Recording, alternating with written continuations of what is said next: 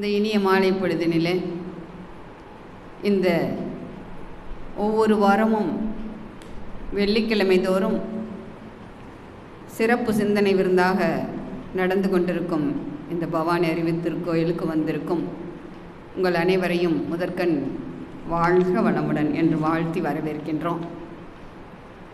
இன்று நாம் எடுத்துக்கொண்டிருக்கின்ற ஒரு தலைப்பு மனிதனும் மகானாகலாம் என்ற ஒரு தலைப்பில் சிந்திக்க உள்ளார்கள் ஐயா அவர்கள். மனிதன் என்ற ஒரு பிறப்பே மகிழ்ச்சி அவர்கள் சொல்லுவாங்க, இயற்கையில் பூத்த இறுதி மலர்கள் மனிதர்கள்னு சொல்லுவாங்க. அந்த வகையில் மற்ற எல்லாமே 5 அறிவு வரைக்கும் அதன் வேலைகளை அது கரெக்டாக செஞ்சுக்கிட்டே இருக்குது. அதில் எந்த விதமான மாற்றமும் இல்லை.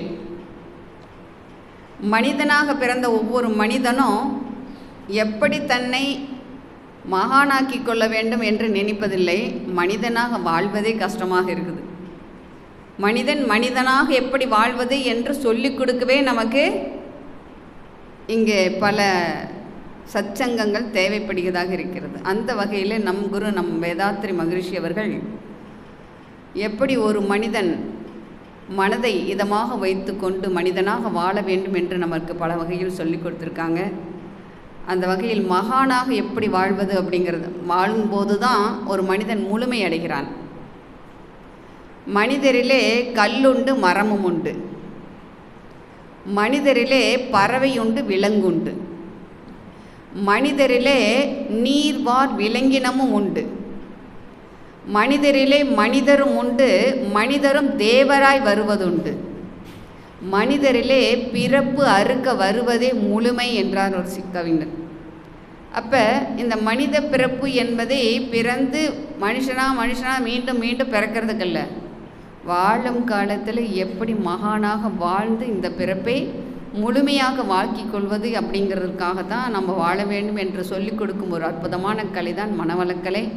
அந்த கலையில் இன்று நமக்கு ஒவ்வொரு மனிதனும் எப்படி மகானாக ஆக்க முடியும் அப்படிங்கிறதை நமக்கு சிந்தனை விருந்தாக அளிக்க வந்துள்ளார் பேராசிரியர் ஆர் முருகேசன் ஐயா அவர்கள் சிறுமுகையிலிருந்து.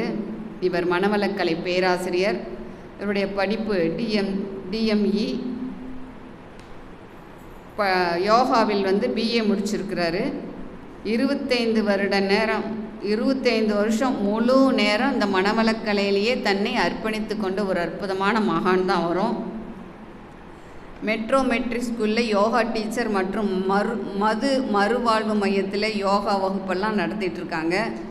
கோபி மன்றம் சார்பில் பல பள்ளி மற்றும் கல்லூரிகளில் சிறந்த முறையில் பயிற்சிகளை சொல்லிக் கொடுத்து மகரிஷி அவர்களின் பயிற்சிகளை சொல்லிக் கொடுத்து அனைவரும் மேம்படுத்தி கொள்வதற்காக சிறந்த சிந்தனையாற்றக்கூடியவர்.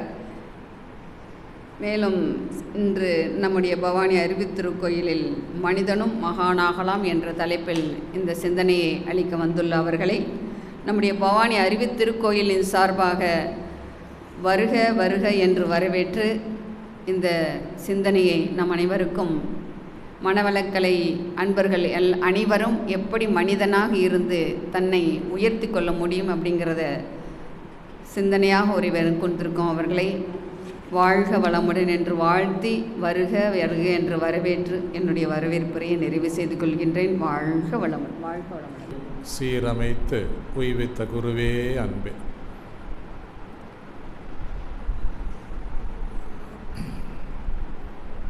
அன்பார்ந்த அன்பர்கள் அனைவருக்கும் என் இனிய மாலை வணக்கங்களும் வாழ்த்துக்களும்.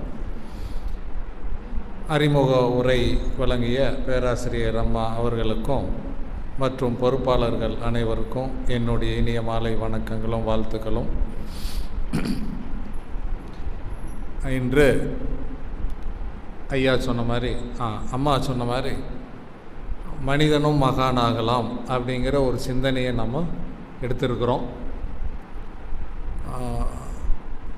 நேற்று நம்மளுடைய குருவோடைய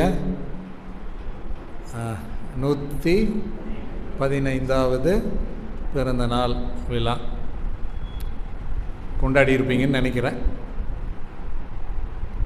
இன்று அதே ஒரு வேகத்தில் அவர் மாதிரி நம்ம எப்போ ஆகிறது அப்படிங்கிற அதே ஒரு வேகத்தில் இன்றைக்கி வந்து உட்கார்ந்துருக்குறோம். ஏன்னா அடிக்கடி நாம் ஏதாவது ஒரு வகையில் இந்த மாதிரி இடங்களில் சிக்க விட்டால் தான் நாம் கொஞ்சம் மேலே வருவோம். நாமளாக தான் கொண்டு வந்து சிக்க விட்டுக்கணுங்க, அப்போ தான் மேலே உயர முடியும். அந்த வகையில் இன்றைக்கி இந்த சிந்தனை உரையில் கலந்து கொள்ள வந்துள்ள உங்கள் அனைவரையும் மீண்டும் ஒரு முறை மகிழ்வோடு வணக்கங்களை கூறிக்கொள்கிறேன். இப்போ சாதாரணமாக அந்த காலத்தில் இன்றைக்கி சாமிஜி வந்த பின்னாடி மகான் அப்படிங்கிற ஒரு வார்த்தையில் சொல்கிறோம். சாதாரணமாக அந்த காலத்தில் இதுக்கு வேறொரு பேர் சொல்லுவாங்க. இந்த மகான் அப்படிங்கிறத வேறொரு வார்த்தையை வச்சு சொல்லுவாங்க.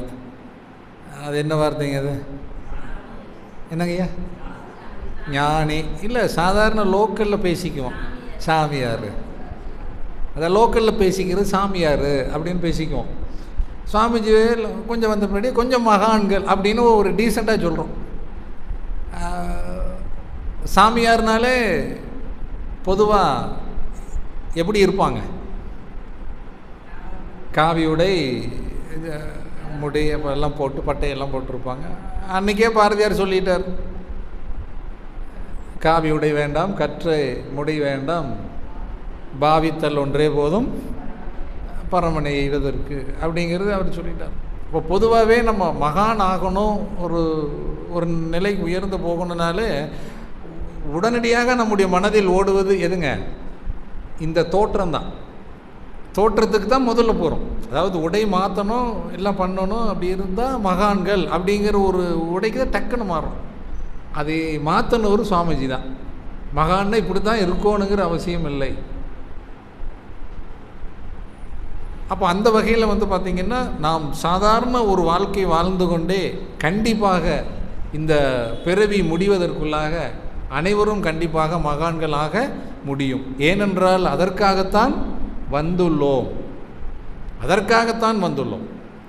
நாம் ஒன்றும் வேறொரு நோக்கத்திற்காக வந்து அதை மகானாக மாற்றுவதுங்கிறது இல்லை. நாம் வந்ததே அதற்காகத்தான்.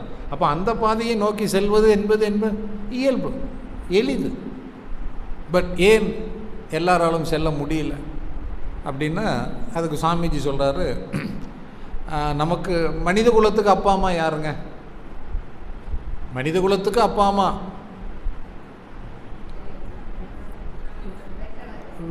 விலங்கினங்கள்.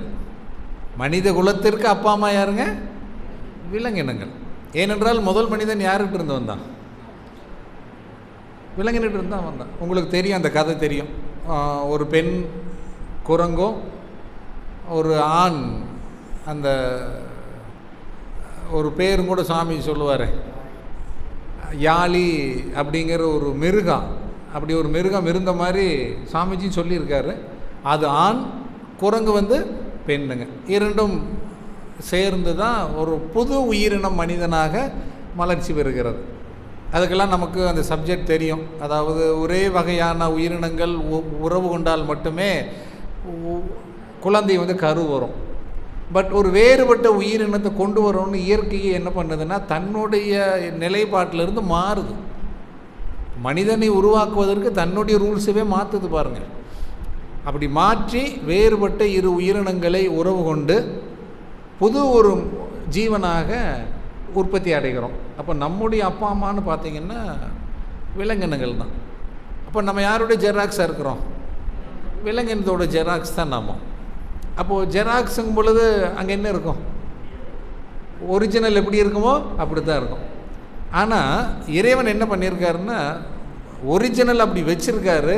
ஆனால் கூட ஜெராக்ஸ் வர்ற போல் சில 2-3 அடிஷனலை சேர்த்தி விட்டார். அவ்வளோதான், வேற ஒன்றும் இல்லை. அதாவது நீங்கள் ஒரு ஒரிஜினலை கொண்டு போய் மெஷினில் ஜெராக்ஸ் வச்சு எடுத்தீங்கன்னா அப்படியே வரும். ஆனால் இயற்கை என்ன பண்ணியிருக்குன்னா, ஒரிஜினல் அது, இது ஜெராக்ஸை வெளியில் வரும் பொழுது சில அடிஷனலாக சில கேரக்டரை ஜாயின் பண்ணி விட்டுருச்சு. அதுதான் என்னங்க, 6வது அறிவு.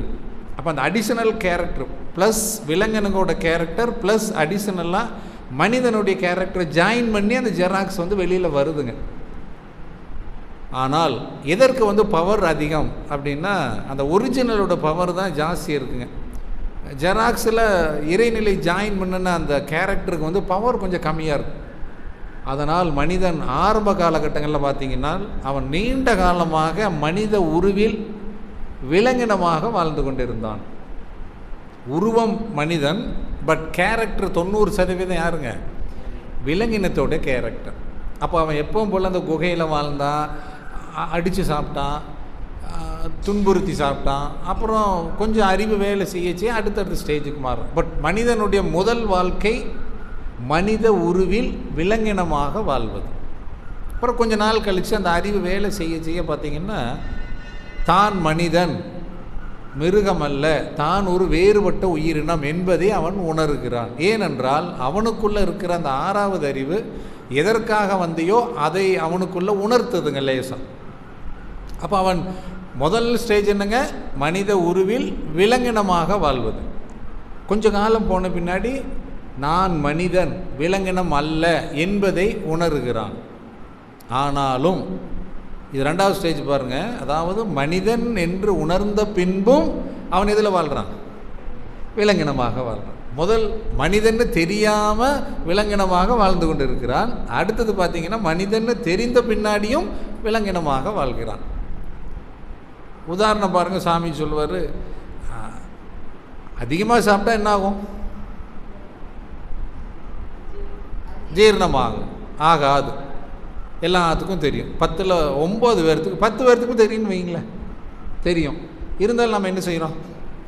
அப்பப்போ அதாவது முதல்ல குழந்தைங்களுக்கு வந்துங்கம்மா அதிகமாக சாப்பிட்டா வயிற்று வலி வரும்னு தெரியாது. அவங்க கரெக்டாக சாப்பிடுவான்னு வச்சு, சப்போஸ் ஏதோ ஒரு காரணத்தினால அதிகமாக சாப்பிடலாம். பட் நம்ம எல்லாருக்கும், வயது வந்த எல்லாருக்கும் அதிகமாக சாப்பிட்டா துன்பம் வரும் என்று தெரியும். தெரிந்த பின்னாடி நாம் என்ன பண்ணுறோம்? சாப்பிடுகிறோம். அதே போல் தான் மனிதனும் அந்த காலத்தில் பார்த்திங்கன்னா மனிதன்னு தெரிந்த பின்னாடியும் விலங்கினமாக வாழ்ந்து கொண்டு இருக்கிறான். இது 2வது ஸ்டேஜுங்க. அடுத்த 3வது ஸ்டேஜ் வந்து பார்த்திங்கன்னா அந்த விலங்கின குணத்தை விட்டு விட்டு மனிதனாக வாழ்கிறான். ஏன்னா அந்த ஸ்டேஜை யார் மாற்றுறான்னா இயற்கை தான் மாற்றுது. அம்மா கூட சொன்னாங்க, மனதை இதமாக வைத்து கொள்ளும் ஜீவனே மனிதன். அப்போ அவன் 3வது ஸ்டேஜில் தான் அவன் மனிதனாக மாறுகிறான். அதற்கு அடுத்த ஸ்டேஜ் தான் மகானாக மாறுகிறான். மகான் என்பது வந்து பார்த்திங்கன்னா சாமிஜி சொல்லுவார், மகா கூட்டல் ஆண். ஆண் என்பது அதாவது அந்த காலத்தில் அவங்க வச்ச பேர் வந்துங்க, ஆண் என்றால் அது ஆண்பாலை குறிப்பது மட்டும் இல்லை, மனிதனுக்கு இன்னொரு பேர் என்னங்க? ஆண்னு அந்த காலத்தில் பேர் இருக்குது. அதில் மகான் அப்படி என்றால் பெரிய மனிதன். பெரிய மனிதன் என்றால் உயர்ந்த மனிதன், அவ்வளோதான். பெரிய மனிதன்னா உயர்ந்த மனிதன். மனிதனிடமிருந்து அவன் உயர்ந்து செல்லும் பொழுது அவன் மகான் ஆகிறான். இந்த ஸ்டேஜ் வந்துங்க இயற்கை ஒரு மனிதனுக்கு கிஃப்டாக கொடுத்துருக்கு. எல்லாருக்குள்ளேயும் மகான் ஆகக்கூடிய தகுதி இருக்கிறது. ஆனால் நாம் இறக்கும் பொழுது சில பேர் பாருங்கள், அந்த 2வது ஸ்டேஜிலேயே இறந்து போகக்கூடியவங்க உண்டு.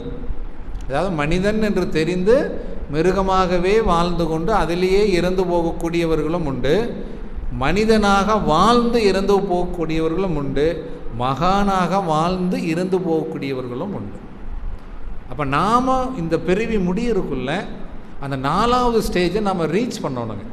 அந்த 4வது ஸ்டேஜை ரீச் பண்ணும் பொழுது தான் நம்முடைய ஆத்மா வந்து முழுமையாக சாந்தி அடையும்.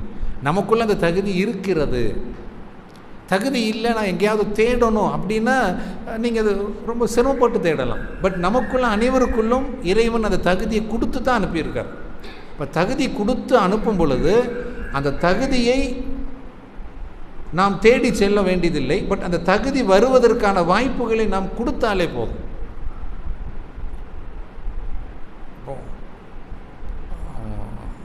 ஒரு நாய்ங்க வச்சுக்கங்க. இப்போ நாய்க்கு நீச்சல் தெரியுமா தெரியாதா? தெரியும். ஆனால் எனக்கு நீச்சல் தெரியுங்கிறது நாய்க்கு தெரியாது. எப்போ தெரியும்? தண்ணியில் போடும் பொழுது அதுக்கு தெரியும், ஓ இப்படி ஒன்று இருக்குது, நம்ம இப்படி பண்ணலான்னு. பட் தண்ணிக்கு அந்த நாயை காமிக்கலன்னு வச்சுங்க, சாகிற வரைக்கும் அந்த தண்ணிக்கான நீச்சல் அடிக்கான வாய்ப்பை நீங்கள் சப்போஸ் நீங்கள் தரவில்லை என்றால் நீச்சல் அடிக்காது. ஓ இப்படி நீச்சல் அடிக்கலாங்கிற ஒரு அறிவு அந்த நாய்க்கு வராது. பட் தகுதி இருக்கிறது. அந்த நாய் பிறக்கும் பொழுதே நீச்சல் அடிக்கக்கூடிய தகுதி இருக்குது. அதுக்கு யாரும் ட்ரைனிங் கொடுக்க வேண்டியது இல்லைங்க. அதுபோல் மனிதனும் நாம் பிறக்கும் பொழுதே மகானாகக்கூடிய தகுதி உண்டு. ஆனால் மகான்களை பார்த்தா நம்ம என்ன நினைக்கிறோம்? விவேகானந்தர், பாரதியார், வள்ளலார், சித்தர்கள் இவங்களெல்லாம் பார்க்கும் பொழுது நம்ம என்ன செஞ்சுக்கிறோங்க? அவங்கள தள்ளி வச்சிடுறோம். எப்படி? அவங்கெல்லாம் மகான்க, சித்தர்கள், அவங்கெல்லாம் நிலை உயர்ந்தவங்க, நாமெல்லாம் அந்த ஸ்டேஜுக்கு போக முடியாது. நம்ம ஏதோ போய் பார்க்குறோம், அவங்ககிட்ட பிளெஸ்ஸிங் வாங்குகிறோம், வந்துடுவோம். நாமளும் அந்த ஸ்டேஜுக்கு போக முடியாது அப்படின்னே அந்த ஒரு கேப்லேயே நம்ம வாழ்ந்து இறந்து விடுகிறோம். ஆனால் சாமிஜி வந்த பின்னாடி தான் உறுதியாக சொல்கிறார், மனிதன் என்பவன் மகான் ஆகும் பொழுது தான் அவனுடைய வாழ்க்கை முழுமை அடைகிறது. ஏனென்றால் இறைவன் கொடுத்து அனுப்பும் பொழுது அதற்கான வாய்ப்பை நாம் உருவாக்கி கொள்ள வேண்டுங்கிறார். ஏன்னா உருவாக்கவில்லை என்றால் நமக்குள்ள இறைவன் கொடுத்தது வெளியில் வராதுங்க. அந்த உருவாக்கும் வாய்ப்புகள் தான் இன்றைக்கி நமக்கு சாமிஜி எளிமையாக மனவளக்கலை அப்படிங்கிற ஒரு கலையை நமக்கு அளிச்சிருக்கார். அந்த காலத்தில் மகான் ஆக வேண்டும் என்றால் பொதுவாகவே ஒரு முனிவராகணும், ஒரு ஞானி ஆகணும், ஒரு சாமியார் ஆகணும்னாலே ஒரே ஒரு கான்செப்ட் மட்டும்தான் இருந்ததுங்க. என்ன கான்செப்டுன்னா, தவம் பண்ணணும், காட்டுக்கு போகணும், தவம் பண்ணணும், எந்நேரம் 24 மணி நேரம் தவம் செய்து கொண்டே இருக்க வேண்டும், அப்பொழுதுதான் மகானாக முடியும் அப்படிங்கிற கான்செப்ட் அந்த காலத்தில் இருந்தது. அப்போ தான் மகானாக முடியும். அதனால் சில பேர் மனிதர்கள் என்ன செஞ்சிட்டாங்கன்னா, அந்த இல்லற வாழ்க்கையில், சாதாரண வாழ்க்கையில் வர்ற மனிதர்கள், நம்ம இவ்வளோ தூரம் தவம் செஞ்சால் தான் அந்த மகான் நிலைக்கு ஆகுமா, அது நமக்கு வேண்டாமே அப்படின்னு அவங்க என்ன பண்ணிடுறாங்கன்னா, அந்த நிலை எனக்கு வேண்டாம், நான் சாதாரண மனிதனாகவே வாழ்ந்து வாழ்க்கையை முடித்து கொள்கிறேன் அப்படின்னு ஒரு நிலைக்கு நம்ம போயிடுறோம். இதெல்லாம் நமக்கு செட் ஆகாதுங்க அப்படின்னு. ஏனென்றால் அந்த ஒரு கேப்லேயே அந்த மகான்கள் நம்மளை கொண்டு போயிட்டாங்க.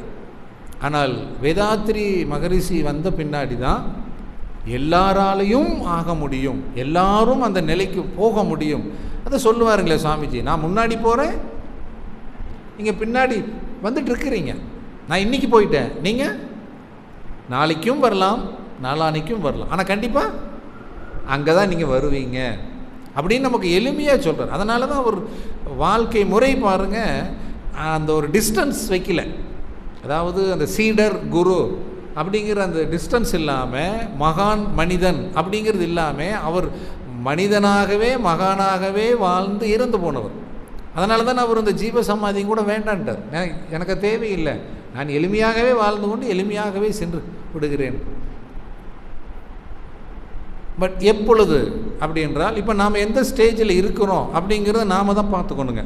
அதாவது நான் செகண்ட் ஸ்டேஜில் இருக்கிறேன்னா, தேர்டு ஸ்டேஜில் இருக்கிறேன்னா, இல்லை ஃபோர்த்துக்கு போகிறதுக்கான வாய்ப்புகள் இருக்கா, இறைநிலை நமக்கு அது தருதா தரலையா அப்படிங்கிறத நாம் தான் ஜட்ஜ் பண்ணணுங்க.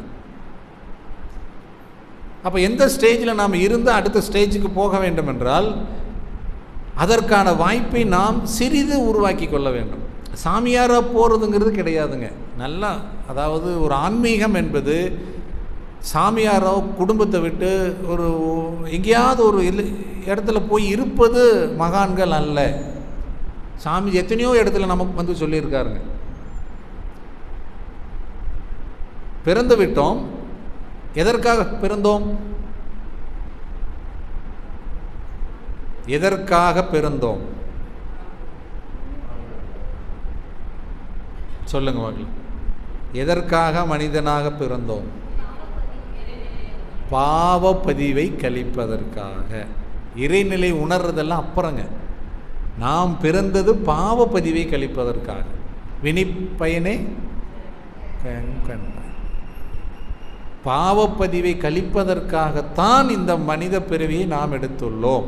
யாருடைய பாவப்பதிவு? நம்ம அப்பா அம்மாவுடைய பாவப்பதிவு. இப்போ சாமிஜி கூட சில இடங்களில் தமாசா சொல்லுவாருங்க, அவங்க பாவத்தை கழிக்கிறதுக்கு நம்மளை பெற்றுக்கிட்டாங்க. அதுதான் உண்மை. நம்ம பாவப்பதிவை கழிப்பதற்காக நம்ம குழந்தைகளை உருவாக்கி கொண்டோம். அதாவது இந்த பதிவு இத்தனை வருஷம் கழித்து, இத்தனை வருடம் கழித்து அது வினிப்பயன் வெளியில் வரோன்னு ஒரு விதி இருந்தால், அது வரைக்கும் நாம் உயிரோடு இருக்க இந்த உடலில் அந்த ஆன்மா இருக்க முடியாது. அப்போ இந்த ஆன்மா என்ன பண்ணுதுன்னா அடுத்த உடலை நாடுகிறது. அதுதான் அடுத்த பிறவி. நம்முடைய வாரிசுகள். இப்போ சாமிஜி மகான்கள், சாமிஜி இது போல் நிறைய மகான்கள் பாருங்கள், அவங்க இளம் வயதிலேயே அந்த சிந்தனைகள்லாம் அதிகமாயிடுச்சு. ஏனென்றால் அவர்களுடைய முன்பதிவு இந்த பிறவியிலே அவர் மகான் ஆக வேண்டும் என்ற ஒரு பதிவு இருக்கும் பொழுது அவர் இந்த பிறவியிலேயே மகான் ஆகிவிட்டார். நான் கொடுத்த தலைப்பு மனிதனும் மகானாகலான்னு தான் தலைப்பு கொடுத்துருக்குறேன். நீங்கள் என்னவா நினச்சிடக்கூடாது, நான் மகானாகலாம் அப்படின்னு நினச்சிடக்கூடாது. புரியுதுங்களா? மனிதனும் மகானாக முடியும். அப்படி என்றால் சாமிஜிக்கு முன்னாடி இருந்த அந்த முன்பதிவு, அவர் இந்த பிரிவில் மகானாக வேண்டும் என்ற பதிவு இதோடு முடிகிறதுனால மகானாகிவிட்டார். இப்பொழுது நாம் மகான் ஆகிறோமோ, நம்முடைய வாரிசு மகான் ஆகிறதோ, அல்லது அடுத்த பிரிவி மகான் ஆகிறதோ, அப்படி என்றால் நாம் என்ன செய்ய வேண்டும்? இந்த பிரிவிலே நாம் மகானாகலாம், அல்லது நம் சந்ததி என்ன ஆகணும்? மகானாகலாம். ஏனென்றால் நாம் மகானானாலும் நம் சந்ததியர் மகானானாலும் எல்லாம் ஒன்றே. நீங்கள் அந்த சப்ஜெக்டை கன்ஃபியூஸ் ஆகிடக்கூடாது. அப்படின்றால் எல்லா மனுஷனும் அது பிறந்த உடனே அவர் சாகருக்குள்ளே மகான் ஆயிடலாமே. அப்போ இந்த சப்ஜெக்ட்டுக்கு அதுக்கு என்னவா இருக்குது? முரணாக இருக்குதா இல்லைங்களா? அப்படி இருந்தால் எல்லாருமே ஆகிருக்கலாமே. நானும் இத்தனை வருஷம் 20 வருஷம் தவம் பண்ணுறேன் சார், 50 வருஷமாக தவம் பண்ணுறேன். ஏதோ ஒரு படத்தில் வடிவேலு சொல்கிற மாதிரி காலையில் எழுந்திரிச்சு 3 வேளை பல்லு விளக்குறேன், 4 வேளை குளிக்கிறேன். ஆனால் எனக்கு அதே போல் நானும் டெய்லி தவம் பண்ணுறேன் சார், கண்ணாடி பயிற்சி பண்ணுறேன், எல்லாம் பண்ணுறேன், எல்லாம் அது வர. பட்டு மகான் அந்த ஒரு நிலைக்கு என்னால் இன்னும் உயர முடியலையே அப்படிங்கிற ஏக்கம் எல்லாருக்கிட்டையும் சில பேர்கிட்ட இருக்குது. நாம் முயற்சி செய்வது நம்முடைய ஆன்மா மகானாவது. புரியுதா இல்லைங்களா? நம்முடைய ஆன்மா மகானாகணும். பட் நம்ம இந்த உடலில் இருந்து மகானாகலாம், அல்லது இந்த உடலுக்கு பற்றவில்லை என்றால் இந்த ஆன்மா இன்னொரு உடலை எடுத்து அந்த உடல் என்றாகலாம், மகானாகலாம். புரியுதுங்களா? மனிதனும் மகானாகலாம். சாமிஜியுடைய முன்பிறவி அவங்க எடுத்த முயற்சி, ஏதாவது ஒரு முயற்சியில் சாமிஜியோட பிரிவில் மகான் க்ளோஸ். அதே போல் இப்போ நாம் எடுத்த பிரிவில் நாம் இந்த பிரிவிலே மகானாகலாம், அல்லது நாம் எடுத்த முயற்சி நம்முடைய சந்ததியினர் கண்டிப்பாக மகானாவார்கள். இதுதான் நாம் சந்ததியினருக்கு கொடுக்கக்கூடிய ஒரு பெரிய கிஃப்ட். அப்படி ஆவதற்கு என்ன செய்ய வேண்டும்? அதுக்கு உங்களுக்கு ஆல்ரெடி எல்லாம் தெரியும். முதலில் நாம் நம்மிடம் உள்ள அந்த, ஏனென்றால் மனிதன் ப்ளஸ் அருகுணம் சொல்லுவார் சுவாமிஜி, மனிதன் ப்ளஸ் அருகுணம், சரி, இறைவன் ப்ளஸ் அருகுணம் மனிதன் பாருங்க. இப்போ மனிதன் மைனஸ் அருகுணம் இறைவன் பார்.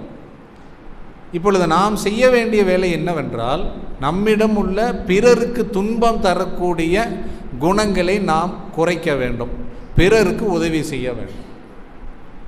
பிறருக்கு துன்பம் தரக்கூடிய குணங்களை எடுக்க வேண்டும், பிறருக்கு உதவி செய்ய வேண்டும். அதைத்தான் அந்த 2 ஒழுக்க பண்பாடில் சாமிஜி அழகாக சொல்லியிருக்கார். பட் அது 2 ஒழுக்க பண்பாடு தான் சிம்பிளாக இருக்குங்க. ஆனால் அதை ஃபாலோ பண்ணுறது வள்ளுவர் மாதிரி ஆகிப்போச்சுங்க. இது 2 அடி தான், ஆனால் அதுக்கு விளக்கம் எடுத்தால் நிறைய வரும். அதுபோல் சாமிஜி 2 ஒழுக்க பண்பாடுன்னு சிம்பிளாக சொல்லிட்டாரு. பட் அதை நாம் 24 மணி நேரமும் 7 நாட்களும் 365 நாட்களும் கடைபிடிக்கிறோமா? இல்லை. இப்போ இந்த இடத்தில் நாம் மகான் ஆவது என்பது சிறிது தள்ளி தான் போகும், வேறு வழி இல்லைங்க. ஏனென்றால் இறைவனை உணர்வதும் ஒன்று, மகான் ஆவதும் ஒன்றுங்க. இறைவனை உணர்வது வேற, மகான் ஆவது வேறங்க. இறைவனை உணர்வது என்பது நம்முடைய மன அலைச்சூழலை யார் ஒருவர் குறைத்து கொள்ளக்கூடிய வல்லமை இருக்கிறாரோ அவர் கண்டிப்பாக இறைநிலையை உணர முடியும். எவ்வளோ நாள் எடுக்குங்க? நீங்கள் தவத்துக்கு வந்துட்டீங்க, இறைநிலை உணர்வதுக்கு எத்தனை நாள் எடுக்கலாம்?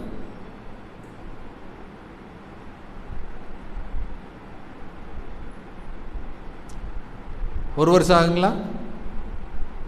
5 வருஷம் ஆகுமா? 10 வருடம் ஆகுமா? ஒரு நிமிடத்தில் கூட உணரலாம். சரியான பாயிண்ட்டுங்க. அப்போ தான் நீங்கள் வந்து உட்கார்ந்துருக்கிறீங்க, அப்போ தான் தீட்சை தர்றாங்க, ஆக்னி வாங்கியிருக்கிறீங்க. அப்பொழுதே உங்களால் என்ன பண்ண முடியும்? இறைநிலையை உணர முடியும். இதுதான் நிஜம்.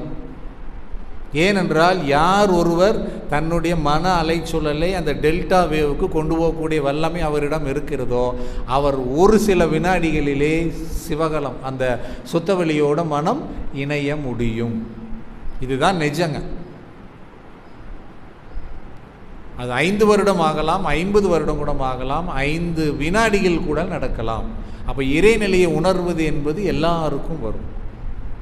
ஆனால் இறைநிலையை உணர்ந்த பின்னாடி மகான்களாக வாழ்வது என்பது தான் எல்லாத்துக்கும் வருவது கொஞ்சம் சிரமமாக இருக்கும். ஏனென்றால் இறைநிலையை உணர்வது என்பது மனம் இறைவனோடு இணைவது. பட் உணர்ந்த பின்னாடி தன்னுடைய வாழ்நாள் முழுவதும் அந்த இறைநிலை உணர்விலேயே வாழ்வது என்பதுதான் மகான்களுடைய வாழ்க்கை. அப்படி வாழும் பொழுது நம்முடைய ஆன்மாவுக்கு ஏற்படக்கூடிய அந்த ஒரு மகிழ்ச்சி என்பது யாருக்குமே அது வந்து கிடைக்காதுங்க. ஏனென்றால் ஒருத்தரை ஒருத்தரிலிருந்து ஒரு 50 ரூபாய் நீங்கள் வந்து பிடுங்கிட்டீங்க. அப்போ உங்களுடைய மனநிலை எப்படி இருக்குது? அதே ஒரு 50 ரூபாய் இன்னொருத்தருக்கு நீங்கள் என்ன பண்ணிட்டீங்க? கொடுத்துட்டீங்க தானமாக. அப்போ எப்படி இருக்குது? ஒருத்தரிடம் 50 ரூபாய் பிடுங்கும் பொழுது நம்முடைய மனநிலை ஏற்படக்கூடிய துன்பத்திற்கும் அதே இன்னொருத்தருக்கு 50 ரூபா கொடுக்கும் பொழுது அவர் மகிழ்வு அடையும் பொழுது நம் மனம் ஏற்படும் இன்பத்திற்கும் நிறைய வித்தியாசம் இருக்குங்க. இது ஒரு செகண்டில் நம்ம அத்தனை சந்தோஷத்தை அனுபவிக்கிறோம். அதுவே வாழ்நாள் முழுவதும் பிறருக்கு உதவி கொண்டே வாழ்ந்து கொண்டிருந்தால் அந்த சந்தோஷம் எப்படி இருக்கும்? இதுதான் மகான்களுடைய வாழ்க்கை. அந்த ஒரு வாழ்க்கைக்கு வந்து விட்டார்கள் என்றால் மறுபடியும் அவர்கள் எந்த வாழ்க்கைக்கு வரமாட்டாங்க? சாதாரண மனிதருடைய வாழ்க்கைக்கு அவர்கள் வரமாட்டார்கள். ஒரு தடவை நீங்கள் ஒரு ஸ்வீட்டை டேஸ்ட் பண்ணி பழகிட்டீங்க, திரும்ப உங்கள் மனம் எதை நாடி செல்கிறது? அந்த இனிப்பை தான் நாடி செல்கிறது.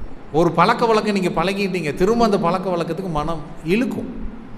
அதே போல் இந்த மகான்களுடைய வாழ்க்கையையும் நாம் சில காலம் அல்லது சில மணி நேரம் அல்லது சில நாட்கள் வாழ்ந்து பழகிவிட்டால் திரும்பவும் அந்த வாழ்க்கை நம்மளை இழுத்து கொண்டே செல்லும். பட் நாம் ஏன் அதுக்கு போக மாட்டேங்கிறோம்னா, அந்த மகான்கள் சாமியார் ஞானி முனிவர்னா குடும்பத்துக்கு அதுக்கப்புறம் வேறு, நாம் அதில் போனோம்னா வாழ்க்கையை அனுபவிக்க முடியாது அப்படிங்கிற ஒரு டிஸ்டன்ஸில் இருந்து நாம் அதை தள்ளி வைத்து விடுகிறோம். நமக்கு அது வாய்ப்பை இறைநிலை கொடுத்தாலும் சில சமயம் நாம் அதை என்ன பண்ணிக்கிறோம்? தள்ளி வச்சிடறோம்.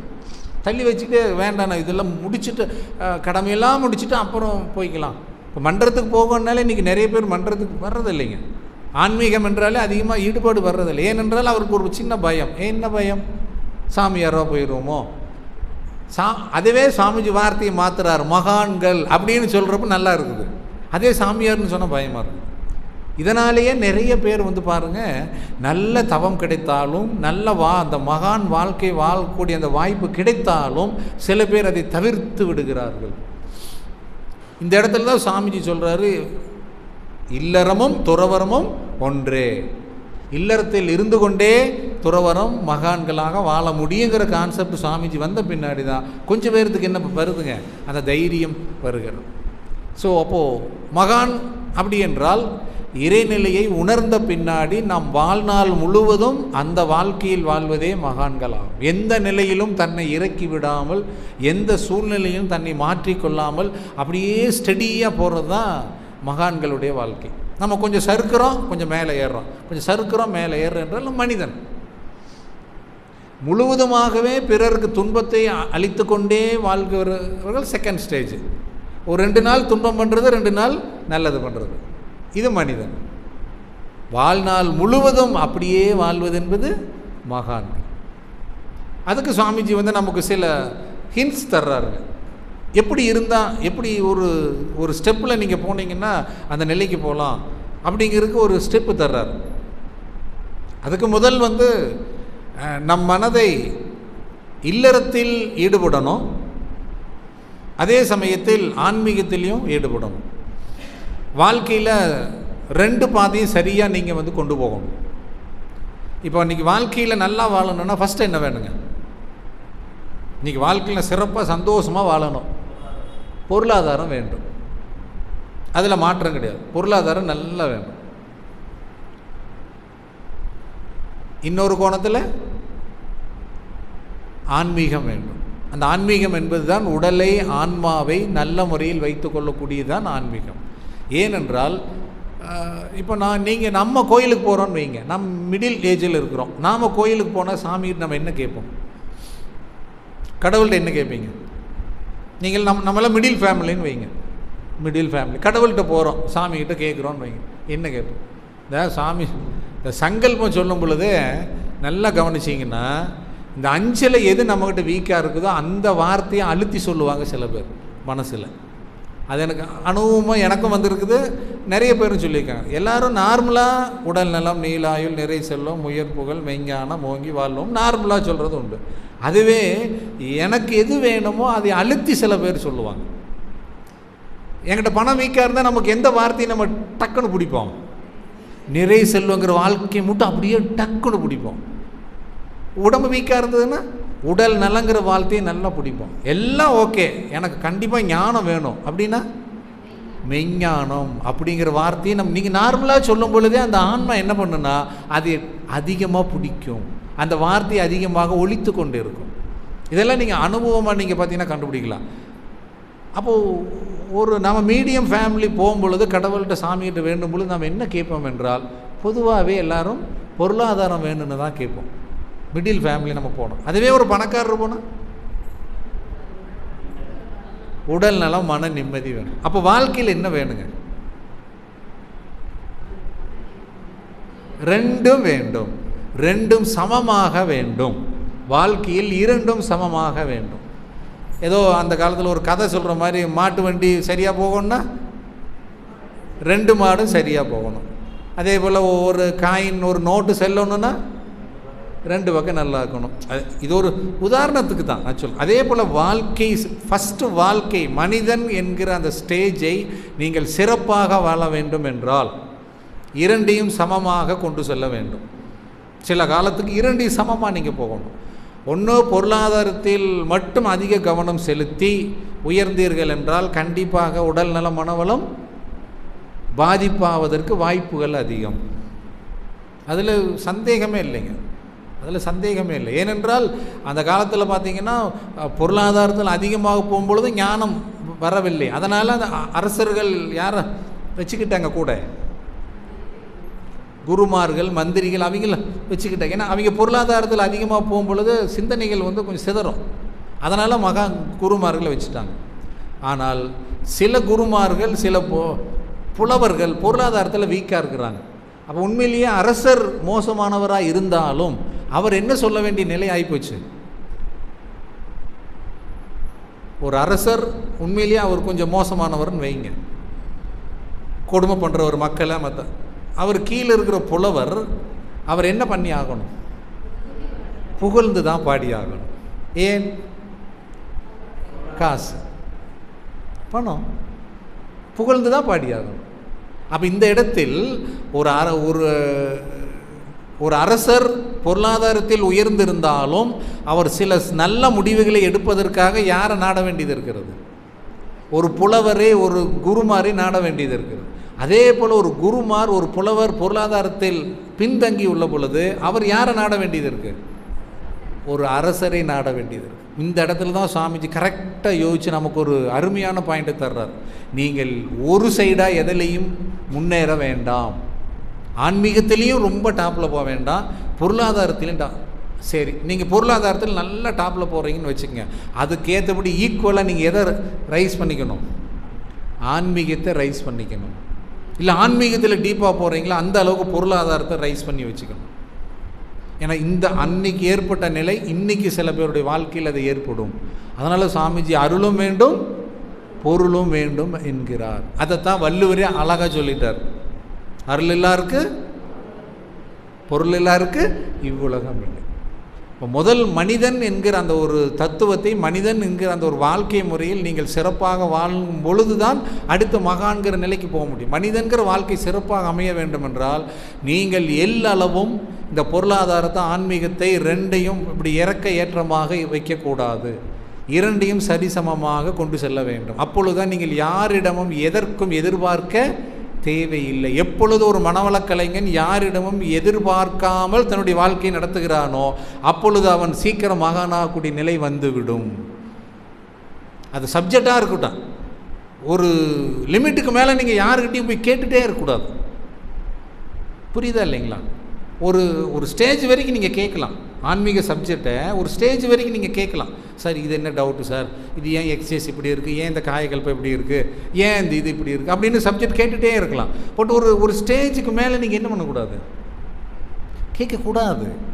யாரோ ஒருத்தர் நாடியே நீங்கள் போயிட்டு இருந்தீங்கன்னா, அதைத்தானே சுவாமிஜி சொல்கிறாரு. பர்த்டே அன்னைக்கு அவர் என்ன சொல்கிறாருங்க, பிறந்த நாள் அன்றைக்கி அவர் என்ன சொல்கிறாரு தெரியுங்களா? எத்தனையோ பேர் வந்து எல்லாரும் வந்து என்னை பாருங்கள், எல்லாரும் என்னை பாருங்கள், அப்போ நான் என்னை பார்த்தா தான் இன்றைக்கி வாழ்க்கையில் நல்லா இருப்பீங்க அப்படின்னு கூட்டத்தை சேர்த்துற ஒரு அந்த ஆன்மீக தலைவர் இடையில சாமிஜி என்ன சொல்கிறாரு, என்னை பார்க்குறக்கு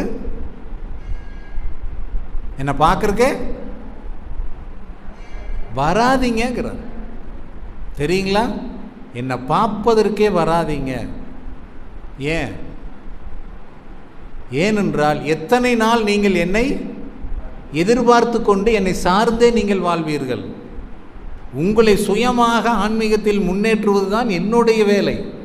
நீங்கள் எப்பொழுதென்றாலும் சாமிஜிட்ட ஆசீர்வாதம் வாங்கினா நான் நல்லா இருப்பேன், சாமிஜிக்கிட்ட அது இன்றைக்கி போய் வாங்கினா நல்லா இருக்கும், என்றைக்கு பிறந்தநாள் அன்றைக்கி போய் வாழ்ந்துனா நல்லா இருக்குன்ட்டு இத்தனை பேர் வர்றீங்களே, எத்தனை நாளைக்கு நான் இருப்பேன், எத்தனை நாளைக்கு நீங்கள் என்னை எதிர்பார்த்து இருப்பீங்க? அப்போ வரவே வேண்டாங்கிறார். என்னை எதிர்பார்க்காதீங்கிறார். நீங்கள் என்ன ஆக வேண்டும் என்று விரும்புகிறீர்களோ அல்லது இறைநிலை உங்களை என்ன ஆக்க வேண்டும் என்று விரும்புகிறீர்களோ அதற்கு நீங்கள் என்ன செய்தால் போதும், நான் கொடுத்த மனவளக்கலையை நான் கொடுத்த மாதிரியே நீங்கள் பின்பற்றுங்கள்னு சொல்கிறார். அதில் நீங்கள் எல்லா அளவும் வந்து பேசாதீங்க. நான் எப்படி கொடுத்துருக்குறேனோ அப்படியே ஃபாலோ பண்ணுங்கள். உங்களிடம் நான் இருப்பேன் அப்படிங்கிறார். நீங்கள் என்னை நாடி வர வேண்டாம், உங்களிடம் நான் இருப்பேன்கிறார். நாம் அதை விட்டுட்டு பிளஸ்ஸிங் வாங்க போகிறது, அதை பார்க்குறது, சாமிஜி பார்க்குறது, அது தவறில்லை. நான் சொல்வது நீங்கள் தவறாக புரிந்து கொள்ளக்கூடாது. மகான்களே குருமார்களே பார்ப்பது என்பது தவறு அல்ல. பட் அதுதான் வாழ்க்கை, அதுதான் ஆன்மீகத்தில் முன்னேறுவதற்கு மகானாவதற்கு அவர்கள் பார்த்து கொண்டே இருக்க வேண்டும் அப்படின்னு நம்ம நினைப்பது தான் சாமிஜி தவறுங்கிறார். ஏனென்றால் உங்களுக்குள்ளே இருக்கிற அறிவும் அவருக்குள்ளே இருக்கிற அறிவும் ஒன்றே, இறைநிலை தான் அறிவாக இருக்கிறது. அப்போ நான் மகானாகிவிட்டேன் என்றால் நீங்களும் ஆக முடியும். அதற்கான வழி அந்த காலத்தில் யாரும் பெருசாக சொல்லலை. சில போதனைகள் சொன்னாங்க, சில சப்ஜெக்ட் கொடுத்தாங்க, விட்டுட்டாங்க. பட் நான் என்னுடைய நிலைக்கு உயர்த்துவது என்பது எந்த மகான்களும் அதற்கான வழியை கொடுக்கவில்லை. ஆனால் சுவாமிஜி என்பவர் நம்மளுடைய குருபிரான் அதற்கான வழியை கொடுத்து விட்டார். அப்போ அவர் சொல்கிறதெல்லாம் என்னவென்றால், என்ன நீங்கள் நம்பாதீங்க. சாமி சொல்கிறது என்னங்க, என்ன சில இடங்கள்ல என்ன பிடிச்சிட்டு வாங்கங்கிறார். ஆனால் எத்தனையோ இடங்கள் அவர் சொல்லியிருக்காரு, நீங்கள் என்ன நம்பாதீங்கிறார். ஒரு ஸ்டூடெண்ட் போய் சாமிஜி நான் பாஸ் பண்ணோன்னு என்னை ப்ளஸ் பண்ணுன்னு கேட்டதுக்கு அவர் என்ன சொன்னார், நீதாப்பா எக்ஸாம் எழுதுனா நானாப்பா வருவேன், கொஞ்சம் யோசிச்சு பாருப்பா, நீ தான் பேனா எடுக்கணும், நீ தான் பேப்பரில் கை வைக்கணும், நான் வந்து உன்னை என்ன செய்ய போகிறேன்னு கேட்டார். அதுக்கு அந்த பையன் ஸ்ட்ரக்காகி நிற்கிறான். இருந்தாலும் ப்ளஸ் பண்ணிட்டார். இருந்தாலும் அந்த பையனுக்குள்ளே அந்த சிந்தனையை அவர் தூண்டி விடுகிறார். அதே சிந்தனை தான் நம்மகிட்டையும் தூண்டி விடுகிறார். ஸோ அப்போ நம்ம அந்த 2வது ஸ்டேஜ் சிறப்பாக வாழ வேண்டும் என்றால் அவர் கொடுக்குற ஒரு வழி, எந்த சூழ்நிலையிலும் நீங்கள் பொருளாதாரத்தையும் ஆன்மீகத்தையும் ஏற்ற இறக்கமாக வைத்து கொள்ளாதீர்கள். 2ஐயும் சமமாக கொண்டு போவாங்க. பொருளாதாரத்திற்கும் யாருக்கிட்டையும் நீங்கள் என்ன கூடாது, கடைசி வரைக்கும் எதிர்பார்க்கக்கூடாது. இன்னொருத்தரிடம் பொருளாதாரத்தை எதிர்பார்த்து கொண்டிருந்தால் நீங்கள் திடீர்னு போய் தவத்தில் உட்கார முடியுமா? முடியாது. ஏன்னா அவங்க என்ன சொல்கிறாங்களோ அதைத்தான் நீங்கள் கேட்கணும். சாமிஜியோட சப்ஜெக்டில் நீங்கள் தீவிரமாக போக முடியாது. அவர்கள் என்ன சொல்கிறார்களோ அதைத்தான் நீங்கள் கேட்கணும். இப்போ பொருளாதாரத்தை யாரிடமும் எதிர்பார்க்காத அளவுக்கு நான் சுயமாக நீங்கள் மனவளக்கலையில் ஸ்டெடியாக இருக்கணும்னு விருப்பப்பட்டீங்கன்னா நீங்கள் பொருளாதாரத்திற்காக யாரையும் எதிர்பார்த்து நிற்கக்கூடாது. நீங்கள் வேலைக்கு போகணும், சம்பாதிக்கணும், செய்கிற வேலைக்கு சம்பளம், அதுக்காக சம்பளம் தர்றாங்கிறதுக்காக தன்னுடைய நிலையை நாம் மாற்றிக்கொள்ளக்கூடாது. அப்படி என்றால் நம்மிடம் பொருளாதாரம் நன்றாக இருக்க வேண்டும். இது மனவளக்கலைக்கு முரணாக போகுது அப்படின்னாலே நம்ம அங்கே தைரியமாக பேசுறதுக்கான வரணும். ஏனென்றால் பொருளாதாரம் இருந்தால் பேச முடியும். அதே போல் ஆன்மீகத்தில் நான் முன்னேறி செல்கிறேன் என்று பொருளாதாரத்தில் நாம் என்ன இருக்கக்கூடாது, பின்தங்கக்கூடாது. வேலைக்கு போகணும், சம்பாதிக்கணும், பொருளாதாரத்தை சேர்த்து வைக்கணும், குழந்தைகளை குடும்பத்துக்கு என்ன வேணுமோ வைக்கணும். கடைசி காலத்தில் நம்ம முழுமையாக மனவளக்கலையில் ஈடுபடுவதற்கு நமக்கு என்ன வேணும், நம்மிடம் ஒரு பொருளாதாரம் வேணும். அப்போ ஆன்மீகம் வருதுக்காக பொருளாதாரத்தில் போகிறதுக்கோசரம் ஆன்மீகத்தை விடக்கூடாது. இதுதான் 2வது ஸ்டேஜில் நீங்கள் மனிதன்கிறத முழுமையாக வாழ்வதற்கு சாமிஜி கொடுக்கக்கூடிய ஒரு டெக்னிக்கல் தான். சரி, இப்போது அந்த சமமாக போயிட்டுருக்கிறீங்க, மனிதன்கிற ஒரு நிலையிலிருந்து நீங்கள் சமமாக சென்று கொண்டு இருக்கிறீர்கள். அடுத்த ஸ்டேஜ் மகானாவது எப்படி? அடுத்த ஸ்டேஜ் இந்த ஆன்மீகத்திலே ஒரு இறுதியான ஒரு நிலை சொல்லுவாங்க. விவேகானந்தரும் அடிக்கடி பேசுவாருங்க, இறுதியான ஒரு நிலை. ஒருத்தர் மகான் அப்படிங்கிறத நீங்கள் எதை வைத்து தெரிந்து கொள்ளலாம்? ஒருத்தர் மகான் வைங்க, அவர் மகான்னு நீங்கள் எதை வச்சு சொல்லலாம்? சில பேர் சொல்லுவாங்க அவர் எழுதின புக்கு வச்சு சொல்லுவாங்க. அவர் இந்த மாதிரி புக்கு அதாவது சப்ஜெக்ட் சப்போஸ் கொடுத்துருக்காருங்க, நல்லா தெளிவாக இருக்குது, நல்லா ஆழ்ந்து இருக்குது, அதனால் இவர் சுத்த வெளியை பற்றி தெளிவாக பேசியிருக்காரு, அதனால் இவர் கண்டிப்பாக மகான்னு சொல்லுவாங்க. அவருடைய எழுதிய புத்தகத்தை வைத்து சொல்லலாம். ஆனால் சாமிஜி சொல்வது அவர் மகான் என்றால் எதை வைத்து சொல்லலாம்? வாழும் முறை அல்லது அவர் என்ன சொல்கிறாரோ அதுபடி அவர் நடக்கிறாரா அப்படின்னு செக் பண்ணுங்க. தவறுகளை செய்து கொண்டே ஒருவன் தத்துவத்தை போதித்தால் கேட்போர்கள் தத்துவத்தை பேசிக்கொண்டே துணிந்து தவறுகளை செய்து கொண்டு இருப்பார்கள் அப்படின்னு சுவாமிஜி அழகாக சொல்கிறார். இதுக்கு ராமகிருஷ்ண பரமஹம்சருடைய கதை தெரியுமில்ல உங்களுக்கு, அந்த இனிப்பு சாப்பிட்றது எல்லாருக்கும் தெரியும்னு நினைக்கிறேன். அப்போ அவர் அந்த இனிப்பு சாப்பிட வேண்டான்னு அந்த குழந்தைகிட்ட சொல்லணும்னா இவர் என்னவா இருக்கணும்? அப்போ அவர் ஒரு வாரம் ட்ரைனிங் எடுக்கிறாரு.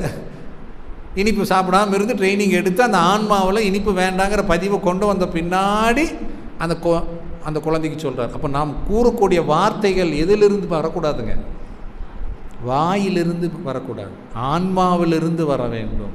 அந்த ஆன்மாவிலிருந்து வரக்கூடிய அந்த வார்த்தைகள் அந்த இடத்துல ரிஃப்ளெக்ஷன் ஆகிறது குயிக்காகும்.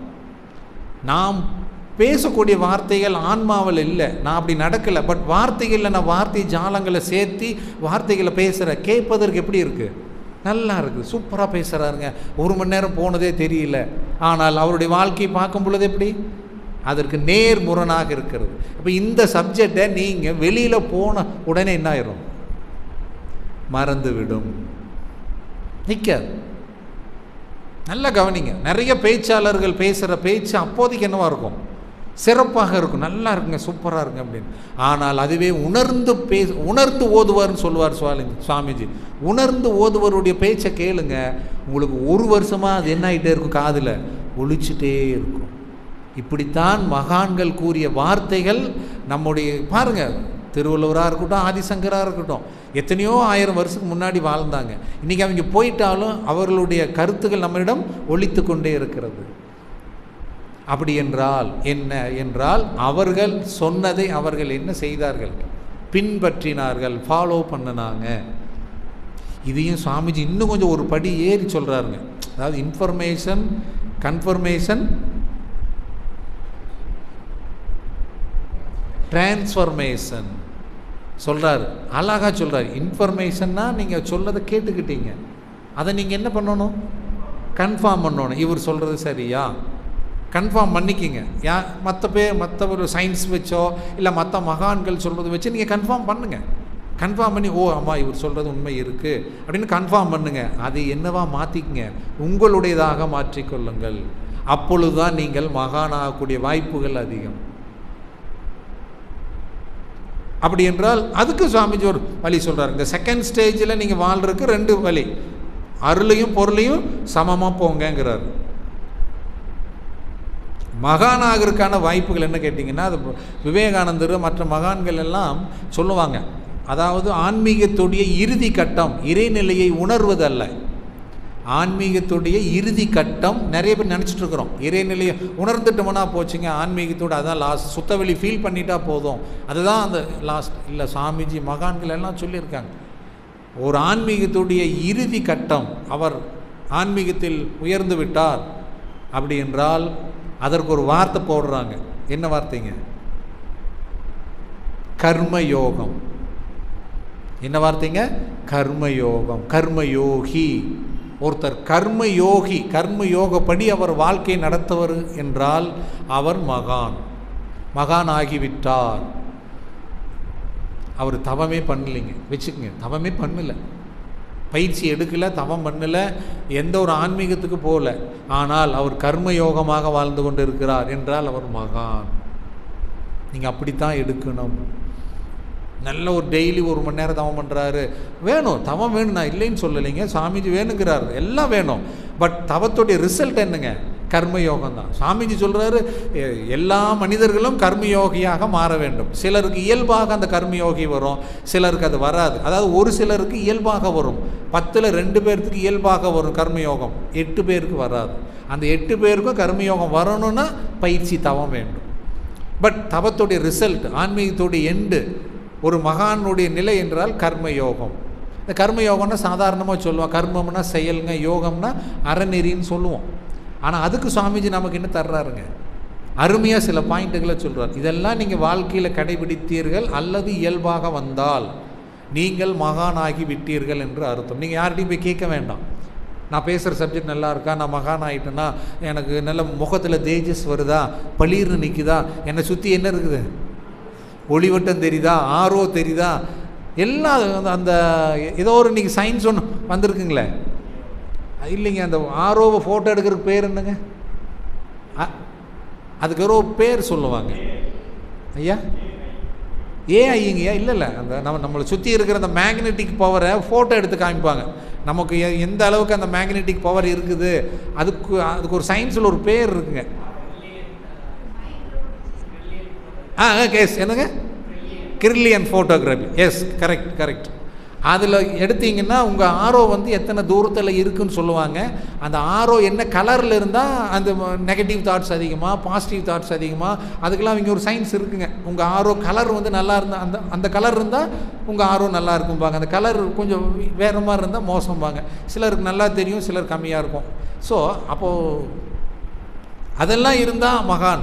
முகம் தேஜஸ் நல்லா அப்படி பளபளன்னு இருந்தால் இதெல்லாம் மகான்கள் நினச்சிட்டு நம்ம, அதுவும் ஓகே தான், இல்லைன்னு சொல்லலை.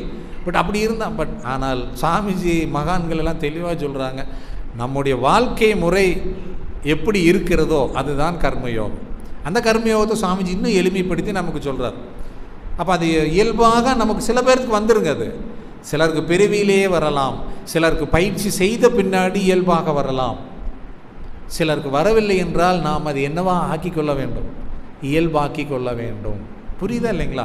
சிலருக்கு அந்த கர்மயோகம் இயல்பாக வரும். இப்போ நான் சொன்ன சுவாமி சொல்லியிருக்காருல்ல ஒரு 10 பாயிண்ட்டு, அது வந்து சிலருக்கு இயல்பாக இருக்கும். தவம் பண்ணல, எங்கேயும் போகலைங்க, அவருக்கு அது இயல்பாக இருக்கும். சிலர் முயற்சி செய்த பின்னாடி இந்த கர்மயோகம் வரும். ஸோ அப்போ நம்ம சிலருக்கு இயல்பாக வந்துட்டால் நோ ப்ராப்ளம்.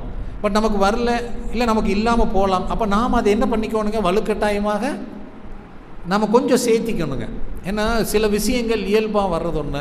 சில பாருங்கள், இந்த கம்ப்யூட்டர் கற்றுக்குவாங்க, சைக்கிள் ஓட்டுவாங்க, பைக் ஓட்டுவாங்க. சிலருக்கு பாருங்கள் இயல்பாக அது ஈஸியாக வரும். சிலர் வாலின்றி அதை என்ன பண்ணணும்? கற்றுக்கணும். கற்றுக்கும் பொழுது தான் அது இயல்பாக வரும். இப்போ நமக்கு அந்த வாழ்க்கை, இந்த கர்மயோக வாழ்க்கை இயல்பாக வந்து விட்டதென்றால் நீங்கள் ரிஸ்க் எடுக்க வேண்டாம், விட்டுருங்க. அப்படியே அதோட ட்ராக்லேயே போகட்டும். இல்லை இந்த பாயிண்டில் எனக்கு நான் வரல இல்லை அப்படி என்றால் நீங்கள் கொஞ்சம் அதை வலுக்கட்டாயமாக கொஞ்சம் அதை இழுக்கணும்.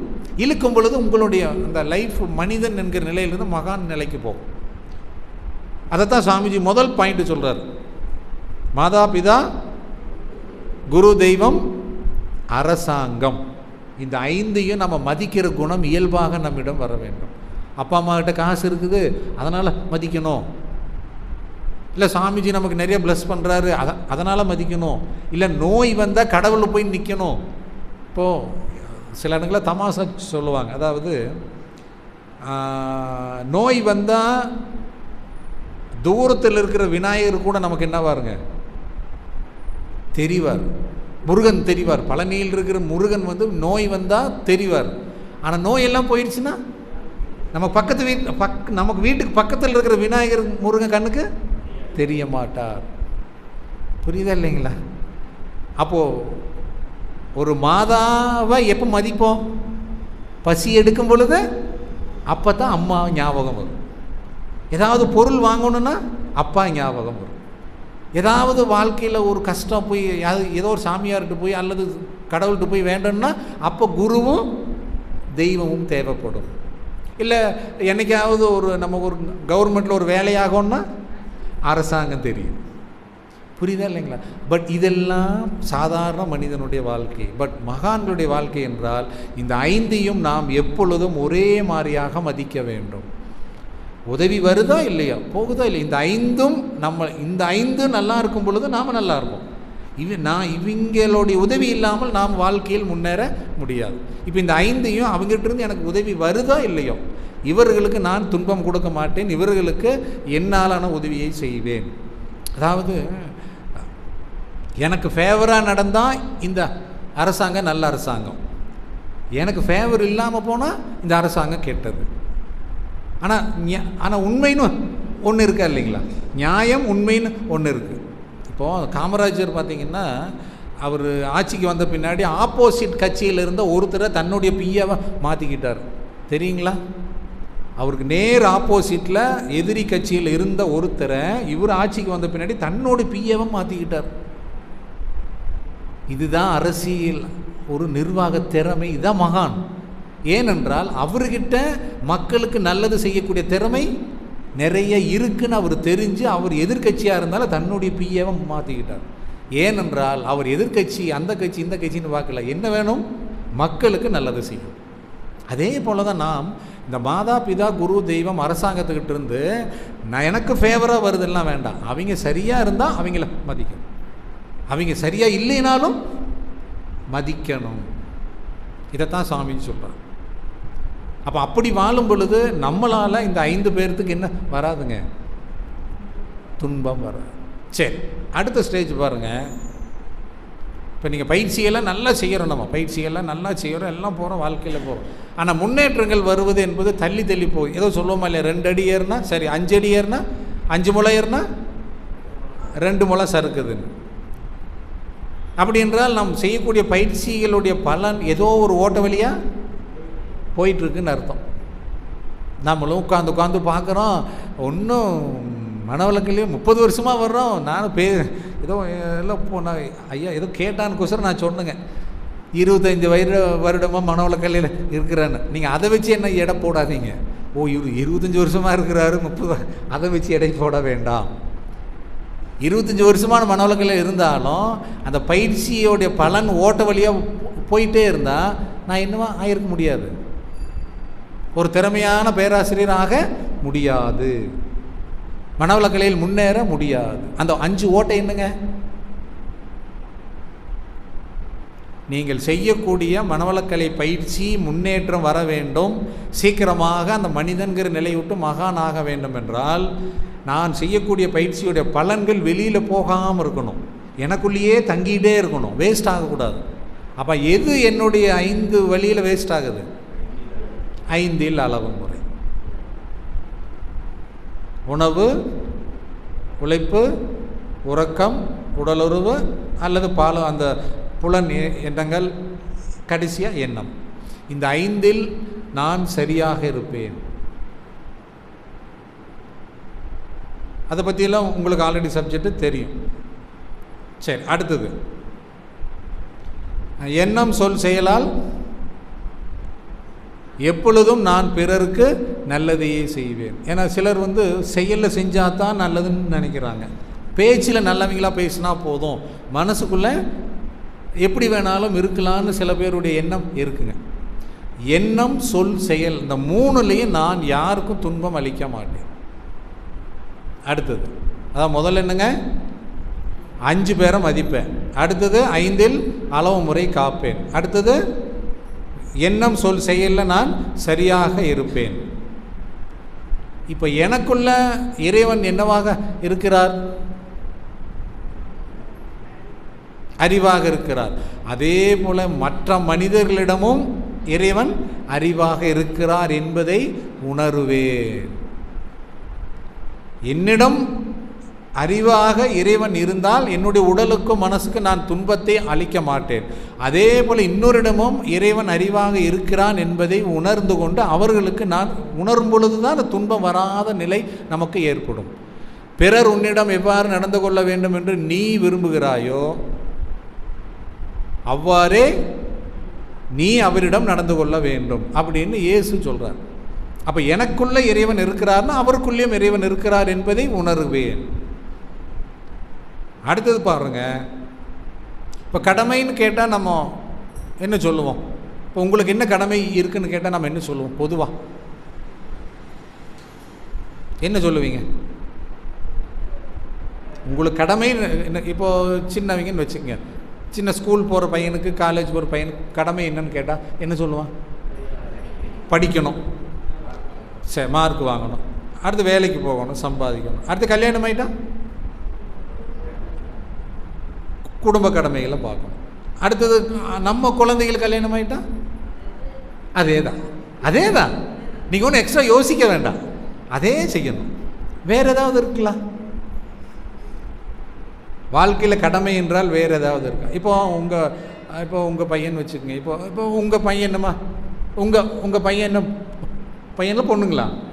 பையன் என்ன படிச்சிருக்காரு? எம்பிஏங்க. யார் படிக்க வச்சா? பார்த்தீங்களா, எல்லாருமே அதைத்தான் சொல்லுவோம். பார்த்தீங்களா, என் பையனை எம்பிஏ படிக்க வச்சிட்டேன், டாக்டர் படிக்க வச்சிட்டேன்னு நாம் எல்லோரும் சொல்கிறோமா இல்லைங்களா? உண்மையிலேயே படிக்க வச்சது யார்? சொசைட்டி. ஆசிரியர் மட்டுமல்ல, சொசைட்டி. ஏன்னா ஆசிரியர் நின்று நடத்துவதற்கு என்ன வேணும்? பில்டிங் வேணுமா இல்லையா? அந்த புக்கு வேணுமா இல்லைங்களா? அப்போ அதை செய்யணும், கொண்டு போய் சேர்த்துறதுக்கு பஸ் டிரைவர் வேணும், சாப்பாடு போடுறதுக்கு எல்லாம் வேணும். அப்பா அம்மாவும் ஒரு காரணம். பட் நாம் என்ன சொல்கிறோம்? நான் தான் படிக்க வச்சேன், நான் தான் படிக்க. அப்போ சுவாமிஜி கேட்குறாரு, அப்போ உங்கள் ஃபேமிலியே ஒரு ஹெலிகாப்டரில் ஏற்றி ஆள் இல்லா தீவில் கொண்டு போய் சேர்த்திடுறோம், நீங்கள் உங்கள் பையனை அங்கே டாக்டர் படிக்க வைங்க பார்க்கலாம் அப்படிங்கிறார். முடியுமா? முடியாது. அப்போ இந்த இடத்துல கடமைன்னு என்றால் சாமிஜி என்ன சொல்கிறார்? ஏன்னா இது எல்லாமே மனிதன்கிற நிலையிலிருந்து அடுத்த ஸ்டேஜுக்கு போகிறோம் நம்ம. இப்போ மனிதன்னா நம்ம என்ன செய்வோம்? அதாவதுங்க, மனிதன் இல்லை என்றால் நம்ம கடமையை சரியாக செய்ய மாட்டோம். வீட்டுக்கு பார்த்திங்கன்னா பொருளாதாரம் சம்பாதிக்க மாட்டோம், கண்டுபிடி சுற்றுவோம். மனிதன்கிற செகண்ட் ஸ்டேஜ் வந்துட்டு என்ன பண்ணுவோம்? கரெக்டாக வீட்டு நடத்திட்டு இல்லறத கரெக்டாக நடத்தும். பட் மகான் போகணுன்னா அப்போ அந்த கடமைங்கிறது என்ன பண்ண சொல்கிறாரு? விரிக்க சொல்கிறாருங்க. இப்போ ஃபஸ்ட்டு கடமை யாருக்கு? தான். நான் நல்லா வச்சுக்குவேன், என் உடம்ப மனசை நல்லா வச்சுக்கிறதுக்கு சாப்பாடு, பணம், பொருளாதாரம் சம்பாதிக்கிறது எல்லாம் சரியாக வச்சுக்குவேன். அடுத்து யாரை பார்க்கணும்? குடும்பத்தை பார்க்க. தான், குடும்பம், சுற்றம், சொந்தக்காரர்களுக்கு வேணுங்கிற உதவி பண்ணணும். அடுத்தது ஊர். ஊர்னா யாருங்க? ஊர் யாருங்க? ஆமாம், பக்கத்து வீட்டுக்காரரு, அவங்க தான் ஊருங்க. பக்கத்து ஊர், நம்ம எந்த ஊரில் இருக்கிறோமோ அங்கே பக்கத்து வீடு, பக்கத்து வீதி தான் ஊர். அப்போ அவங்களோட நம்ம உதவி செய்யணும், அவங்கிட்ட உதவி வாங்கிக்கலாம். அப்போ அவங்களுக்கு வேணுங்கிற உதவிகளை செய்யணும். உலகம், உலகத்துக்கு என்ன பண்ணலாம்? வாழ்த்தலாம். நீங்கள் பெருசாக ரிஸ்க் எடுக்க வேண்டாங்கிறார் சுவாமிஜி. தனக்கு வேணுங்கிறது செஞ்சுட்டோம், குடும்பத்துக்கு வேணுங்கிறது செஞ்சுட்டோம், சொந்தக்காரருக்கும் செஞ்சுட்டோம், ஊர் பக்கத்து வீட்டுக்காரங்களும் ஹெல்ப் பண்ணியாச்சு, உலகத்துக்கு ஹெல்ப் பண்ணுங்கிறார். ஏன்னா அப்போ தான் மகான்கிற நிலைக்கு போக முடியும். அப்போ உலகத்துக்கு என்ன பண்ண முடியும்? அதைத்தான் சுவாமிஜி நம்மளுக்கு சிம்பிளாக கொடுத்துட்டார். என்ன? நீங்கள் ஒன்றும் செய்ய வேண்டாம். காலையில் எந்திரிச்சு உட்காந்து 10 தடவையா, 20 டைமா, 30 அழகாக எந்திரிச்சு காலையில் உட்காந்து தவம் செய்துட்டோ அல்ல தவம் செய்யாமலையோ உலக மக்கள் எல்லாத்தையும் நினச்சி வாழ்க வையகம் அப்படின்னு அழகாக வாழ்த்திட்டு போங்க. உலகத்துக்கு செய்யக்கூடிய கடமை நிறைவேறி விட்டது. இப்படி தான் மகான்கள் செய்வாங்க. அவங்க தினமும் தினமும் உலக மக்களை அவர்கள் வாழ்த்தி கொண்டே இருப்பார்கள். ஐவகை கடமை. அடுத்தது பாருங்க, இப்படி ஒவ்வொரு ஸ்டேஜாக தாண்டி தாண்டி அடுத்தது என்ன ஸ்டேஜுக்கு சுவாமிஜி வர்றாருன்னா, யாரை மதிக்கணுங்கிறார்? இது மட்டும் சௌத்தமாக சொல்கிறீங்கம்மா, இவ்வளோ நேரம் பதில் வராமல் இது மட்டும் டக்குன்னு வருதும்மா. ஏன்னா நான் யாரை மதிக்கணும்னு தான் கேட்டேன், ஆனா பெண்ணான்னு கூட கேட்கல நான், உடனே பெண்ணுட்டீங்க. Very good very good. பெண்களை மதிக்க வேண்டும், அது உங்களுக்கு தெரியும் ஆல்ரெடி எல்லாம். ஏமா பெண்களை மதிக்கணும் உங்கள்கிட்ட தான் கேட்குறேன். ஏன்னா இவங்கிட்ட கேட்ட தெரியாது, உங்களை கேட்குறோம். உங்களை ஏன் நாங்கள் மதிக்கணும்? என்ன கேரக்டர் எங்ககிட்ட இல்லாத ஒரு ஸ்பெஷல் கேரக்டர் என்ன இருக்கு உங்ககிட்ட? அன்பும் கருணையும். அன்பும் கருணையும் சொல்லுங்கம்மா, அது என்ன கேரக்டர்?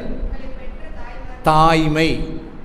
அதாவதுமா எங்ககிட்ட, அப்போ எங்ககிட்ட அன்பு கருணை இல்லையா? அதாவது சுவாமிஜி என்ன கேட்குறாருன்னா, ஆண்களிடம் இல்லாத, ஏன்னா சிறப்பானவர்கள் தானே நீங்கள், இப்போ சிறப்புன்னு என்ன எக்ஸ்ட்ரா கரிக்குலர் ஆக்டிவிட்டீஸ், அப்போ எங்ககிட்ட இல்லாதது எது இருக்குது உங்கள்கிட்ட, அதுதான் நீங்கள் சிறப்பானவர்கள். அன்பு கருணை இருக்கு உங்கள்கிட்ட, எங்ககிட்ட இருக்கா? இருக்குது. புரியுதா இல்லைங்களா? அப்போ எல்லாமே எங்ககிட்டயும் இருக்குது. பட் ரெண்டு இல்லை எங்ககிட்ட. ஒன்று தாய்மை இல்லை. ஏனென்றால் இந்த உயிரை உருவாக்குவது யார்? இறைவன். அந்த உயிரை உருவாக்கக்கூடிய தன்மையை யாருக்கிட்ட கொடுத்துருக்கார்? உங்ககிட்ட. அப்போ நீங்கள் equal to God, equal to God. சரி, இது ஸ்பெஷல் கேரக்டர். இன்னொரு ஸ்பெஷல் கேரக்டர் என்ன? உங்களுக்கே தெரியலைன்னா அப்போ நாங்கள் எப்படி உங்களை மதிப்போம்? அதான் சொல்லிட்டாங்க, தாய்மைன்ட்டாங்க, தாய்மைன்ட்டாங்க. எங்ககிட்ட இல்லாத ஒரு ஸ்பெஷல் கேரக்டர் உங்ககிட்ட என்ன இருக்கு? அதை சுவாமிஜி நம்மகிட்ட எடுத்து காமிக்கிறார். இந்த மனைவி நல வேட்பு விழாவில் கலந்துருந்தீங்கன்னா தெரியும் என்ன கேரக்டர். துறவி தியாகம். என்ன என்ன கேரக்டருங்க? தியாகம். தியாகம் என்றால் தன்னுடைய இன்பத்தை விட்டு கொடுப்பது. புரியுதா இல்லைங்களா? தியாகம் என்றால் தன்னுடைய இன்பத்தை விட்டு கொடுப்பது தான் தியாகம். அது என்ன தியாகம்? எல்லா தியாகம் நிறைய இருக்குது. பட் அவர் எந்த தியாகத்தை நமக்கு அண்டர்லைன் பண்ணி காமிக்கிறார்? 20 வருடம் ஒரு இடத்தில் வாழ்ந்து விட்டு அங்கே இருக்கிற இன்ப துன்பங்களை விட்டுவிட்டு, அங்கே இருக்கிற சூழ்நிலையை விட்டுவிட்டு அப்படியே இன்னொரு சூழ்நிலைக்கு வந்து தன்னுடைய சூழ்நிலை, தன்னுடைய கேரக்டரை அதுக்கேற்றபடி மாற்றிக்கொள்வது எவ்வளோ பெரிய கஷ்டங்க. ஒரு 2 நாள் நம்ம சொந்தக்காரர் வீட்டுக்கு போய் உட்கார்ந்தா அவங்களுடைய கேரக்டருக்கு ஏற்றபடி நம்ம மாற முடியுதா? முடியாது. நம்ம இஷ்டப்படி தான் அங்கே இருப்போம். டம்ளர் சாப்பிட்டோம்னா வீட்டில் எப்படி வைக்கிறோமோ அதே மாதிரி தான் அங்கே வைப்போம். அதே சுவாமிஜி கேட்பார், ஒரு 5 நாள் ஆண்களை போய் யார் வீட்டில் இருக்க சொல்கிறாரு? மாமனார் வீட்டில், மாமியார் வீட்டில். பட் யார் இல்லாமல், மனைவி இல்லாமல் ஒரு 5 நாள் இருந்து பாருங்கிறார் சுவாமி. இருந்துட்டீங்கன்னா நீங்கள் ஞானின்றார். புரியுதா இல்லைங்களா? தியாகம். அப்போ இந்த இரண்டு குணத்துக்காக போது பெண்களை அந்த சமூகம் மதிக்க வேண்டுங்கிறார். அப்புறம் பாருங்கள், வருமானத்தில் இவ்வளோ சதவீதம் கொடுங்கங்கிறாரு நபிகள் நாயகம். அவர் கூட சொல்கிறார், ஒரு 25 எத்தனையோ 25 30%, 20%, 12% சொல்கிறாரு. என்ன கரெக்டாக தெரியலையம்மா? 12%. Very good very good. 12% சொல்கிறார். பட் சுவாமிஜி எவ்வளோ சொல்கிறார்? ஒரே சதவீதம். எவ்வளோ எளிமைப்படுத்திட்டார் பாருங்க நம்மளை. அப்போ 100க்கு 1 ரூபான்னா நம்ம 10,000 சம்பளம் வாங்கினா 100க்கு 1 ரூபாம்மா, 10,000 சம்பளம் வாங்கினா இது ஒரு பெரிய விஷயங்களா? ஒரு 100 ரூபாயை சொசைட்டிக்காக, அதாவது இவருக்கு செஞ்சால் எனக்கு இந்த பலன் வரும்னு எதிர்பார்க்க வேண்டாம். ஒரு 100 ரூபாயை ஏதோ ஒரு தேவைப்படுவதற்கு நீங்கள் கொடுங்கள் தானமாக. எவ்வளோ எளிமை பாருங்கள். அதே போல் இன்றைக்கி நீங்கள் மன்றத்துக்கு வர்றதுக்கு முன்னாடி எப்படி நாம் இருந்தோம், மன்றத்துக்குள்ளே நுழைஞ்சு இப்போ எந்த நிலையில் இருக்கிறோம். ஏதோ ஒரு சிலர் கேட்பாங்க, அந்த ஒரு குழந்தை எல்கேஜிக்குள்ளே நுழையும் பொழுது அதோடைய அறிவு நிலை, அதே +2 முடித்து வெளியில் வர்றப்போ அதோடைய அறிவு நிலைக்கு எவ்வளோ வித்தியாசம் இருக்குது. இந்த அறிவு நிலை எங்கிருந்து வந்தது? அந்த பள்ளிக்கூடத்திலிருந்து வந்தது. அதே போல் நம்ம இந்த மனவளக்கலைக்கு உள்ளே நுழையும் பொழுது நம்முடைய அறிவு நிலை இப்போ அட் ப்ரெசண்ட் இது வரைக்கும் நம்முடைய அறிவு நிலை எப்படி இருக்குன்னு யோசிச்சு பாருங்கள். எத்தனை விஷயங்கள் நம்ம அறிவில் வாங்கியிருக்கிறோம். எத்தனை ஒரு இயற்கையோடைய ஒரு ரகசியங்களை நம்ம தெரிஞ்சிருக்கிறோம். இப்போ இதெல்லாம் எங்கிருந்து வந்தது? மனவளக்கலை வந்தது. பட் மனவளக்கலையில் யார் நமக்கு கொடுத்தா? சுவாமிஜி. விட்டுருங்க, அதை விட்டுருங்க. பட் நாம் யாருக்கிட்ட இருந்து வாங்கணும்? இன்னொரு ஆசிரியரிடமிருந்து நம்ம வாங்கியிருக்கிறோம். புரியுதா இல்லைங்களா? நமக்கு சொல்லி கொடுத்த அந்த ஆசிரியரிடமிருந்து தானே வாங்கியிருக்கிறோம். சாமிஜிக்கிட்ட நேரடியாக வாங்கினவங்களும் உண்டு, சாமிஜி கொடுத்த சப்ஜெக்ட் உண்டு. பட் சாமிஜியோட சப்ஜெக்ட் உங்களுக்கு எப்படி வந்தது? இன்னொரு ஆசிரியர் தானே. அப்போ அந்த ஆசிரியர் உங்களுக்கு சரியான முறையில் கொடுத்தங்காட்டி தான் நீங்கள் இன்றைக்கி இந்த மனவளக்கலையில் இவ்வளோ தூரம் ஒரு ஸ்டெடியாக நிற்கிறீங்க. அப்போ அதுக்கு யார் காரணம்? உங்களுக்கு சொல்லி கொடுத்த அந்த ஆசிரியர் காரணம். உங்கள் ஆன்மாவை தூண்டி விடுவதற்கு அவர் எப்படி செய்தாரோ அதே போல் இனிமேல் நாம் என்ன செய்ய வேண்டும்? இன்னொரு ஆன்மாவை, இன்னும் ஒரு ஆன்மா இல்லைங்க, இன்னும் எத்தனை ஆன்மாவை நாம் என்னை போல, நான் இன்றைக்கி மனவளக்கலையில் என்ன ஸ்டேஜில் நிற்கிறேனோ அதே ஒரு ஸ்டேஜ் வரைக்கும் எத்தனை ஆன்மாக்களை நாம் மேலே கொண்டு வர முடியுமோ அத்தனை ஆன்மாக்களை என்னால் வாழ்நாள் முழுவதும் கொண்டு வருவதற்கு நான் பாடுபட்டு கொண்டே இருப்பேன். அதற்கு ஒரு நேரம் ஒதுக்குவேன். முழு நேரம் ஒதுக்குனாலும் சரிங்க, பார்ட் டைமாக ஒதுக்குனாலும் சரி. பட் நான் இந்த நிலைக்கு வர்றதுக்கு ஒரு ஆசிரியர் காரணம். அதே போல் நான் இன்னொரு வர்றதுக்கு நான் பாடுபட்டு கொண்டே இருப்பேன். வாழ்நாள் முழுவதும் பாடுபட்டு கொண்டே இருப்பேன். இதுவும் இந்த கர்மயோகத்தில் வரும். இப்போ கடைசியாக பார்த்தீங்கன்னா இறுதி வரைக்கும் என்னுடைய ஆன்மா எப்பொழுதும் நான் இறைநிலையோடு தொடர்பு வைப்பதற்காக அகத்தவம் செய்து கொண்டே இருப்பேன். சாமிஜி கூட சொல்லுவார், நான் இன்றைக்கி என்ன செஞ்சுட்டு வந்தேன் பாரு, காலையில் எக்ஸசைஸ் பண்ணிட்டு வந்தேன் அப்படிம்பார். 80 வயசில் சொல்லுவார், நான் இன்றைக்கி காலையில் எழுந்திரிச்சு எக்ஸசைஸ் பண்ணிட்டு காய்கறி பண்ணிட்டு வந்து நான் மகான் ஆகிட்டேன், அதனால் எனக்கு எக்ஸசைஸ் இதெல்லாம் தேவையில்லை அப்படின்னா உடம்பு கேட்குமா? அப்போ அவர் என்ன சொல்கிறாரு? கடைசி வரைக்கும் 95 வயசு வரைக்கும் அவர் சொல்கிறாரு, என்னால் முடிந்த உடற்பயிற்சியை காயகல்பை நான் செய்து கொண்டு தான் அரங்கத்திற்கு நான் வருவேன்னு சொல்கிறார். ஆனால் நம்ம கொஞ்சம் அப்படி சப்ஜெக்டில் மேலே போய் அப்படி நாம் கொஞ்சம் தெளிவாயிட்டால் நாம் என்ன செய்கிறதில்ல, அப்படி ஒரு பந்தா வந்துடுது. எனக்கு எல்லாம் வந்துருச்சுங்க, அப்புறம் எதுக்கு? அப்போ நம்ம அங்கேருந்து என்ன ஆயிடுவோம்? டம்முன்னு இறங்கிடுவோம்.